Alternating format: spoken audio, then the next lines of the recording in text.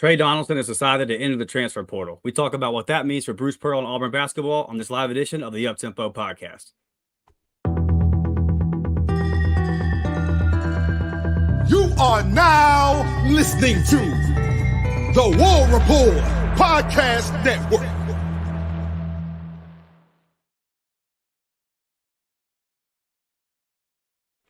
What's up, Auburn family? What's up, Uptempo gang? Dustin Smith and Blake Lane back with you again. A little basketball news broke today, Blake. So we decided to come in here, give the people a nice little quick stream. We won't stay long, but we got to talk about it, man. Let's jump right into it. Our guy, Tre Donaldson, a guy that me and you have both been really high on, a guy that clutch, right? Just a hooper, a gamer. He decided to enter the portal today, Blake. So just your thoughts, man, kind of why do you think this happened and what do you think this means for the future of the squad? Tough one, Dustin. This was a tough one to see just because I think Tre brought a lot of things to Auburn University. I thought he was a heck of an athlete. I thought he represented the program really well, and it sucks to see him go. You know, it sucks to see a kid that gave you 2 really good years, and you saw the growth, right? You saw him get better from year 1 to year 2, and you saw the highlight of him in March Madness last year, and I ultimately think this just comes down to him wanting to be a starter. I think Tre sat down with BP and expressed that he wanted more minutes and he wanted to start. And I don't think that was for BP and the staff. I think they have other plans to go a different route. And BP said, "Hey, we're going to go after a transfer portal guard. We're gonna bring in a guy to run point, and is it the Pegues kid from Furman or I don't know. I don't know who it's gonna be, but obviously Tre didn't like the way it was going. He's gonna enter the portal. He's gonna throw out some feelers, see who gets back with him, and he's gonna make a decision. Could he come back? Maybe. Just because somebody enters the portal doesn't mean they're completely gone, but I think he's gone just because I think Tre, I don't think he wants to play the second unit, 6-man type thing. I think Tre Donaldson wants to be a starter. And, I wish him well, Dustin. I wish him well. I think the world of the kid. I think he's a baller. I think he's a hustler. He always brought it, and he had elite court vision. I thought that was one of the better things in his game was his ability to dish the basketball and find the open man. He was always willing to put others in front of himself when it come to shooting the basketball and filling it up on the stat sheet. So I do hate to lose Tre, but I do also wish him well, like I said, and wherever he ends up, we will be pulling for Tre Donaldson. Yeah, for sure. A guy that gave Auburn everything he had. And I think you hit the nail on the head. It's about playing time here. And I'm going to make the argument that if the guy that was in front of him was performing better than he was, then he might be okay accepting that 6-man role, right? But if you're Tre, you're saying, wait a minute. I played better than this guy did. And we're talking about Aiden. He played better than Aiden Holloway for the majority of the season. And then we all watched the tournament game. Aiden was unplayable in the second half, right? I mean, you tried to put him in one time and he committed a dead ball foul when Yale was in the bonus. Like Tre, so if you're Tre, you're saying, man, you literally couldn't take me out of the game in the second half of a tournament game because the other guy was so unplayable. And I don't have a guaranteed spot over him next year.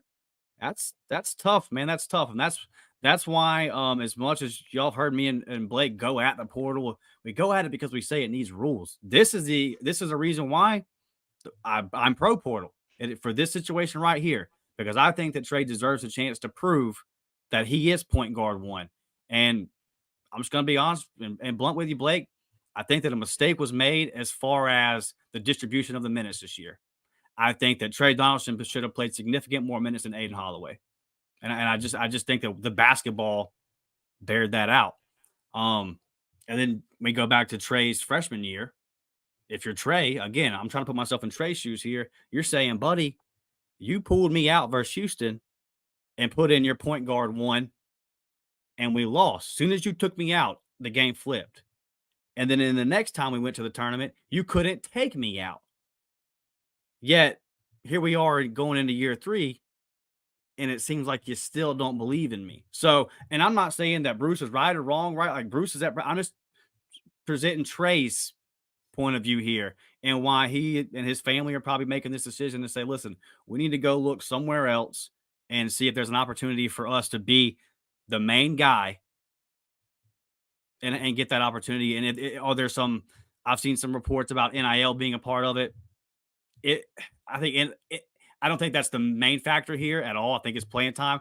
I would just say like NIL is always a part of these things, right? If a kid's going to enter the portal now, then of course he's going to like inquire about some NIL. Like, of course, Trey's going to go try to get more money now. Like, that would just be the smart move to make. I don't think that he's solely leaving because I'm not getting enough money. Like, he feels like he's a starting point guard, man. And I think that I think he's proven that he can play at that level. And you mentioned basketball IQ.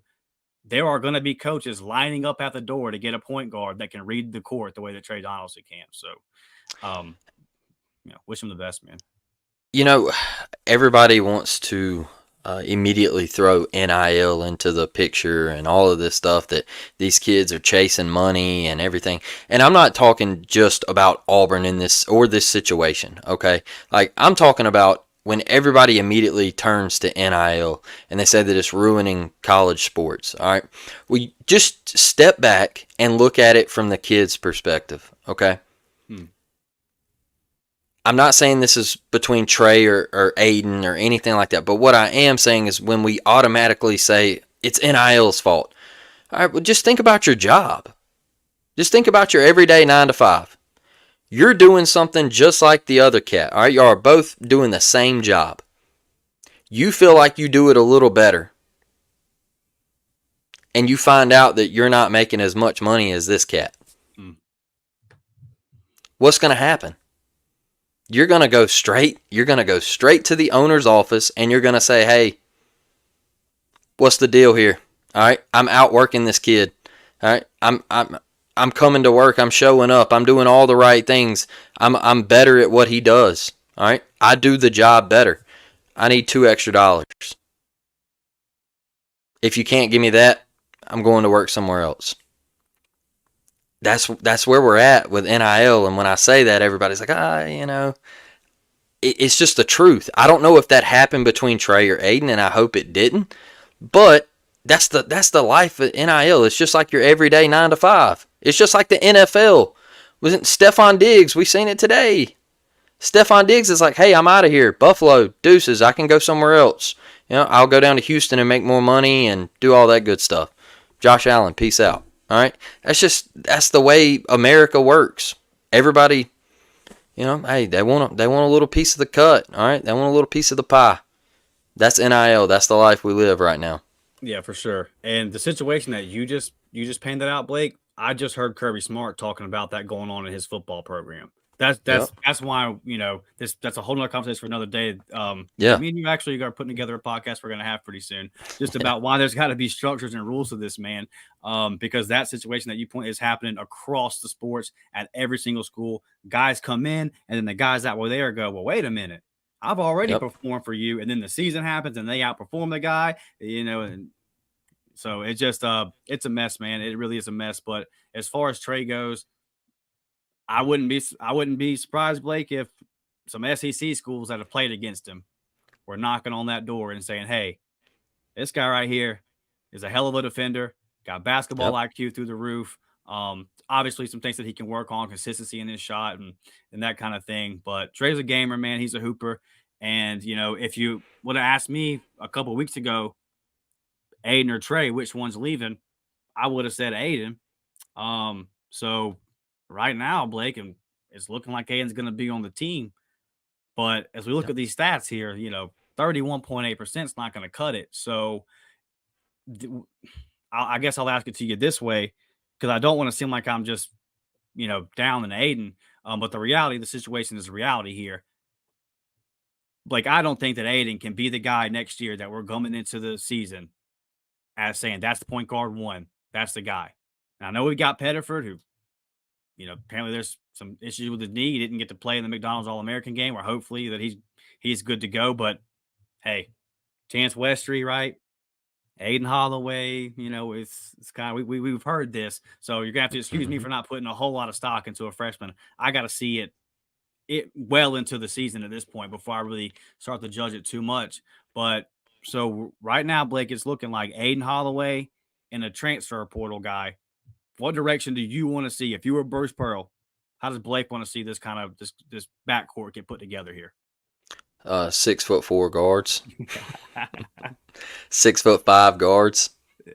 Out here looking like UConn, and hey, look, I say that Mark Sears is out here shooting it from the parking lot, so but there's not too many like that, so there's not too many Jared Harpers roaming around where they can pull up right across the timeline and make it look easy like that. So I think we got to go get somebody that can fill it up, man. Pure sharpshooters. Get back to those Bryce Brown, Jared Harper days, man, where you had confidence in your guards to come off a screen and be able to catch and shoot, pull up, bang. I want to see. I can't say I want to see it because we got to see Denver Jones, the emergence of him coming along at the end of the year. I think that's a big thing for BP. But I want to see him, if he can get this Pegues kid from Furman, got some size on him, can shoot it from a couple of clips I've seen. I think that would be a big get. I think he's only got a year of eligibility. I'm not sure. But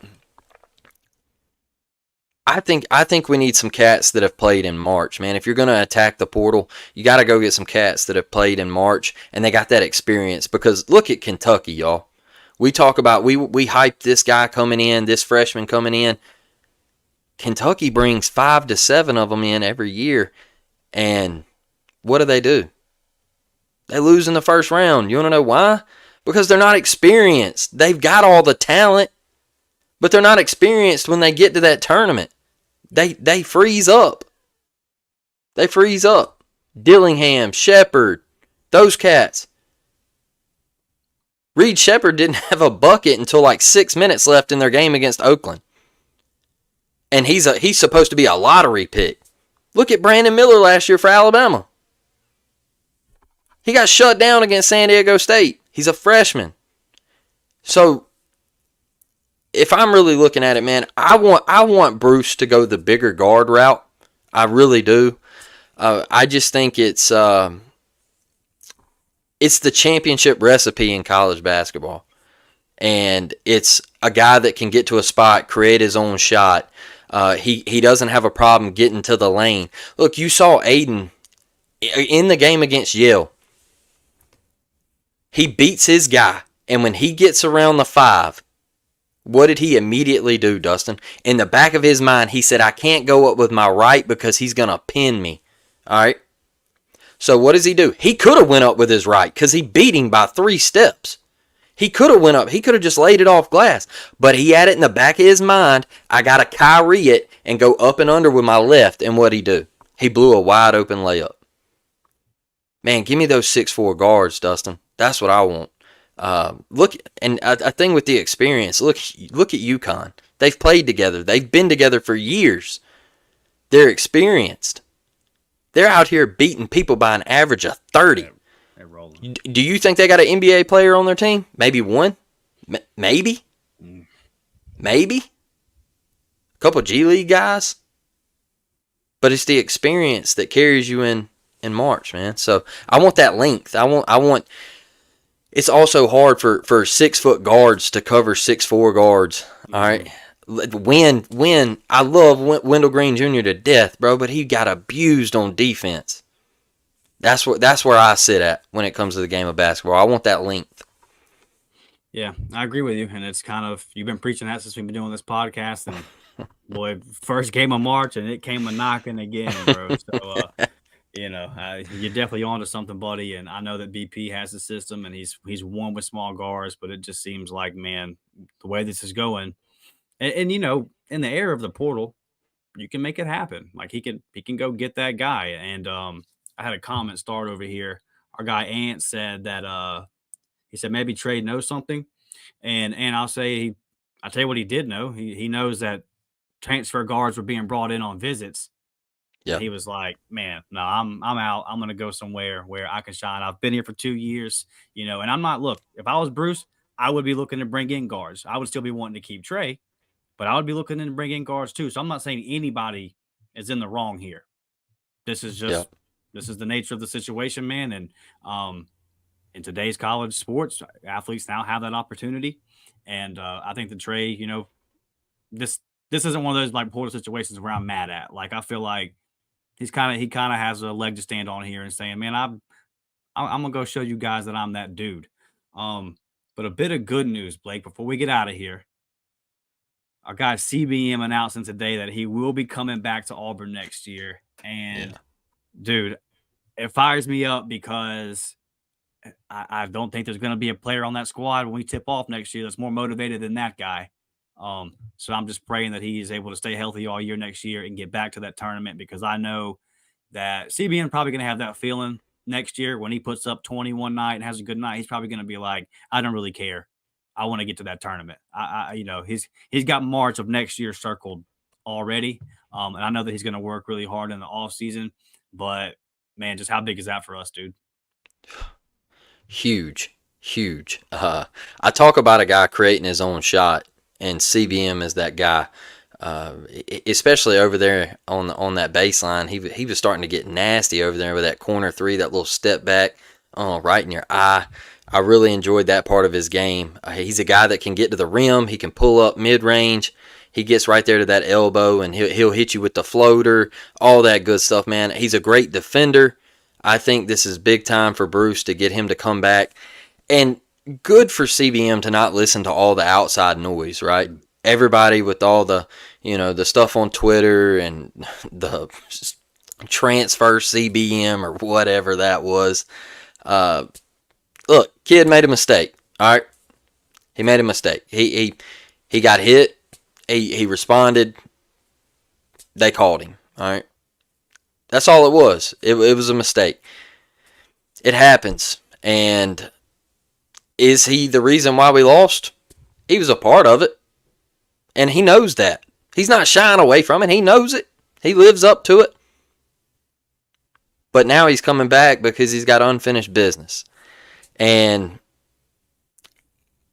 I think he could be one of the best players in the Southeastern Conference next year.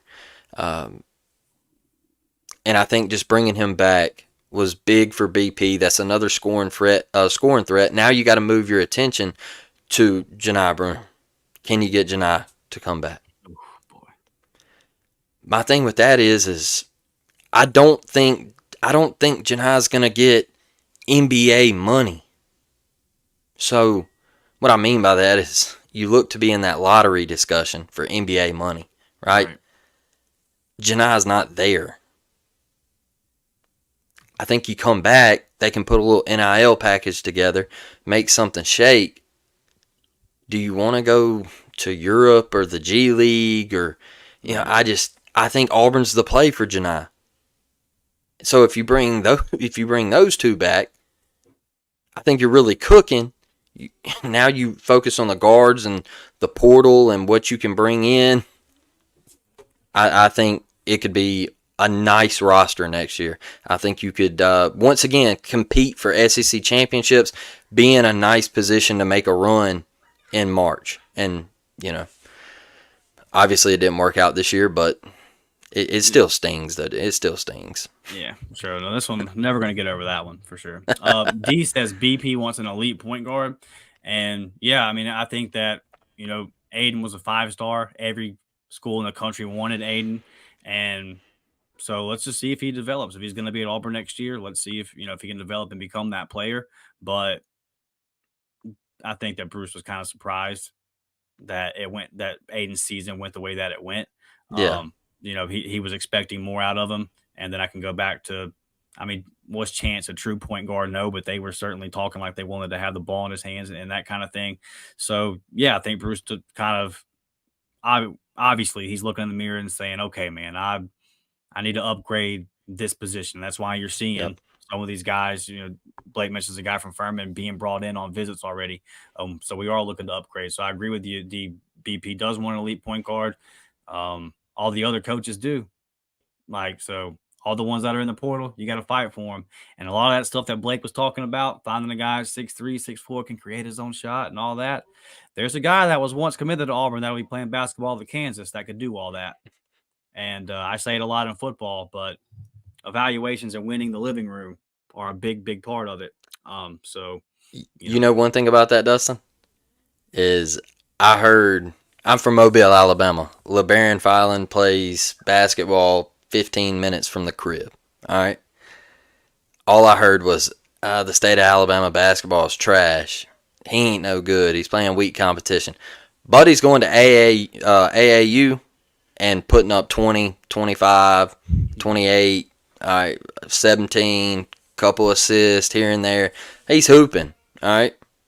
Hooping. And I knew the minute he left Baker High School and went out to, what was it, Missouri? Yeah, he went out somewhere out west. Yeah, Missouri or it might have been Kansas. I don't know. I think it was Missouri. And he was hooping. Just like 18 first game out there, putting up buckets, whatever. Kick and play, 6'4", can do everything. It hurts to lose a guy like that. Yeah, I was excited, man. I made that drive up there. Yeah. A good hour and a half drive up there a couple of times to watch LeBaron just straight ball. And I was like, boy, we got us one. 2 more comments I got started here, guys, and then we're going to get out of here. I got Jerry always in on the basketball discussions. What's up, Jerry? He's talking about Ja'Kai, who is he's also the other commit in this class with Pettiford. He's going to be playing the 3 spot, maybe some stretch 4, depending, but he's very much, a 3 and a wing type. Says Ja'Kai's a raw dude, but he's going to struggle some as a freshman next year, especially when he's not shooting well. Having CBM back at the wing to carry the load next year is huge. And Jerry, to further that point, and I always want to be careful talking about players that I have not put my eyes on in person. I don't like to make definitive statements like that. But when we're talking about what I have seen and know about Ja'Kai, I wouldn't mind us hitting the portal and maybe finding another guy and letting him grow and find it. I don't know if I want that to be the guy coming off for the 2 deep, man. And maybe I'm wrong on that, right? Like I'm not very familiar with this game. I'm being honest, but I'll kind of wrap up my stuff here, Blake. When we're looking at point guard, I'm with you. Let's go get a big point guard that can create his own shot, that can take that ball at the top of the key. Everybody else clear out. I'll go get it. And then on the defensive end, when we get into the tournament and he's going up against some dude that we can't pronounce his name and boy's just hooping, he's got the length to disrupt and be a factor on defense. It's just bit us in the gas too many times on the defensive end. And I know that some people are going to be short-minded and take this episode and think that I was being mean or taking shots at Aiden. It's not the case. I'm just being honest and saying that we can't go into next season thinking that banking on Aiden taking that next step. Yeah. To me, that would be a risk. I think we need to come to the next season with Aiden being your backup point guard, if he's even going to be on the roster, because just being transparent here, guys, I think you can go get, if you can process him and go get another guy, I wouldn't be mad at that either. Just being real. Like I think there's better options out there. But if he is on the team next year and you are going to try to grow with Aiden and that kind of thing, then you really need to nail that first point guard. You need to get that one down so you have a guy that you can depend on and you're not scrambling in the second half of a tournament game and all of a sudden you've only got one point guard you can play. And that depth that we talked about all year, well, CBM got tossed and then one of our guards became unplayable. So it went from 10 to 8 pretty damn quick. So and Leor tore the ACL, so you weren't deep at that position, right? So that's what really hurt. I think that's what people overlook right there, Dustin. Is everybody's like, oh well, Auburn's deep. You weren't deep at the 3. Like you weren't deep at that position. Leor meant that. It kind of showed you how much he meant to the team. When all you got is SEMO out there, and I mean legs are shot, legs are gone, brother. SEMO, have fun out there, big dog. So we weren't deep at the end of the year in certain positions. So that's what really hurt. All right, last one, James. I saw this one earlier. This was a good question. You guys hit that like button, subscribe to the channel if you have not. We appreciate you guys, man. A little pop-up pod here. But James asked, fellas, question. BP has been playing 10 deep for the last few years. Guys seem to buy in initially. Should BP maybe change his approach and just make sure his stars get the playing time they want? This is, I mean, it's an interesting question, James. I personally, I just think that it's every player situation is different. I don't think that I don't think there's anything too definitive one way or the other for Bruce to change his approach as far as liking to be 9, 10 guys deep and playing. But I will say this: I think sometimes he's married to that concept when he shouldn't be. A la what I was talking about, where I think Trey Donaldson should have played significant more minutes at the point guard than Aiden Holloway. I think that Aiden Holloway, minute wise, probably should have been in that Javon McCormick type role versus the role that he got. And just the numbers spare that out. So I do think there are times when Bruce gets a little bit too married to this concept and it kind of comes up to bite us in the butt. But at the same time, we literally rattled off 26, 27 wins playing this way. It was a big reason why we beat all of our wins outside of one were Yeah. double digit beat downs were because of like it was a strength of the team all year. So I doubt that he's gonna, do this full scale change of this approach. There's pros and cons to everything. And that's just kind of it's a very interesting question, James. And I think it's as far as how individual players will feel about it, I think it just depends on their individual situation, right? Like Asimo's got no issues. He understands, I'm cool. This is my role. And he's justified. He's in the right and feeling that way. Now, Trey, on the other hand, he's like, I got 2 years left. I think I have a bigger role somewhere and I want to go do that. And I think he's justified in feeling that way. So I think that it just kind of varies every individual, James. But a very interesting question. 100%. I agree 100% with that. Like you mentioned with Simo, he's a degree getter. Let's be honest. Simo's not going to play professional basketball, and he knows it. He knows it. That's why he's perfectly okay with buying in and getting it and taking that role. All right. Trey, he might feel like he can take his future a little further. Hey, I want to start. I want to go somewhere else. I get it. I understand it. What BP's doing is great. I think he's a hell of a basketball coach. I wouldn't want anybody else leading this program. I don't care what they say across the state. That guy's good too. All right. He's good too, but that makes it great for the state and basketball in this state.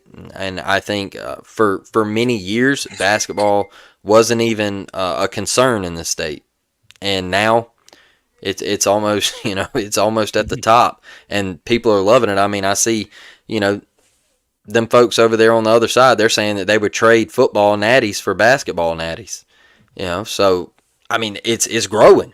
It's growing. They got a couple. They got a couple to give away over there. Well, look, I don't believe it because if you ever ask me that question, if it come down to Auburn winning the college football playoff or March Madness, let me tell you something. It is 100% the college football playoff. All right, it ain't even close, brother. But I get it. It's growing. The sport's growing in the state. Elite talent is coming into the state, and what BP does is a heck of a job. So, love this program. It still stings what happened in March because we expected so much better, Dustin. But I think Auburn basketball will be around for a long time, and it's going to continue even when BP hangs it up because somebody on that coaching staff is going to get this job, and we're just going to keep rolling. So I think we're in a great spot. Yes, sir. All right. Look, appreciate all you guys for joining us. You guys are the best. I love each and every one of you. And we'll be back. We'll do a live show tomorrow night, right, Blake? Yep, live. Little live show tomorrow night. We'll put that thing up around 7 a.m. just like on Tuesday. We're probably going to start doing that the majority of Thursdays. So just be on the lookout for that. A little A-Day preview. So we'll talk some more football, man. And we'll get at it. So until the next time, War Damn Eagle. And we're out of here. War Damn, baby.